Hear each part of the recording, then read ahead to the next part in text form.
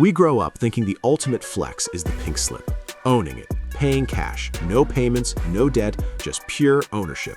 But in the world of the super rich, owning a supercar is often considered a rookie mistake. Why?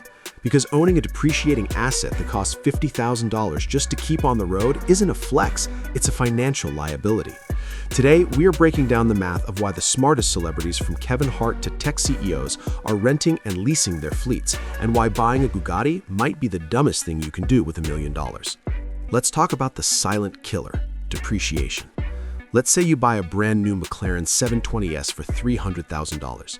The second, and I mean the second you drive that car off the lot, it loses about 20% of its value. You just set $60,000 on fire. Over the next 3 years, that car could lose up to 40–50% of its value depending on the market. If you try to sell it in 2026, you might only get $160,000 back. That means you paid $140,000 just for the privilege of saying you own it. Smart celebs know this. By renting or leasing, they only pay for the depreciation they use. They aren't left holding the bag when the market crashes. Then there's the maintenance. Supercars are fragile. They break if you look at them wrong. An annual service on a Bugatti? $20,000. A new clutch for a Ferrari? $15,000. New tires for a Lamborghini? $5,000. If you own the car, that is your problem. If the transmission blows up 2 days after the warranty expires, you're writing a check for $30,000. But if you rent, it's not your problem. If the engine light comes on, you hand the keys back to the rental agency and say, fix it. You're paying for the experience, not the headache. But here's the real reason the rich rent: taxes. If a celebrity buys a car for personal use, they pay for it with after-tax dollars. That means to buy a $300,000 car, they had to earn nearly $600,000 before the IRS took their cut.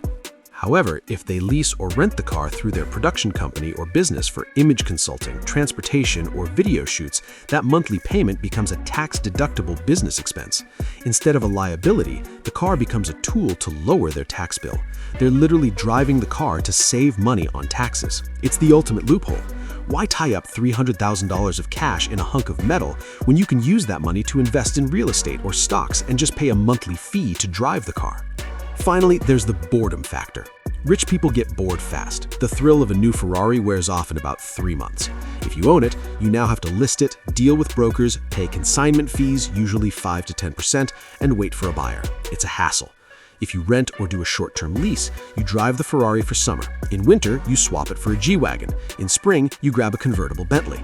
You always have the newest, hottest car, and you never have to deal with selling the old one. So, the next time you see a celebrity in a different supercar every week, don't think, wow, they must have spent millions buying those. Think, wow, they're smart enough not to buy them. Ownership is about ego. Renting is about math. If you had the money, would you buy your dream car to keep forever or rent a different one every month? Let me know in the comments. Don't forget to like and subscribe for more wealth secrets.